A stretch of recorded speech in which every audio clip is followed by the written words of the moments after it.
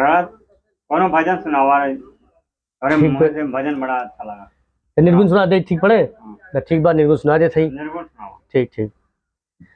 के खोली कपट केवरिया हो, सतगुरु बिन साहब के खोली कपट केवरिया हो, सतगुरु बिन साहब के खोली कपट केवरिया हो, सतगुरु बिन साहब। अपने मन की बड़ी कुलवंती, अपने मन की बड़ी कुलवंती, अपने मन की बड़ी कुलवंती, अपने मन की बड़ी कुलवंती, छुए ना पावे गगरिया हो, सतगुरु बिन साहब की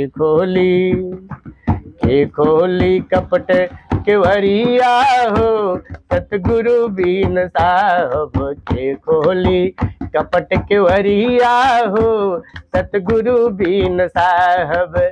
5-25 रहे घट भीतर, 5-25 रहे घट भीतर, 5-25 रहे घट भीतर, 5-25 रहे घट भीतर, ससुर में भैली फुहरिया हो, सतगुरु बिन साहब के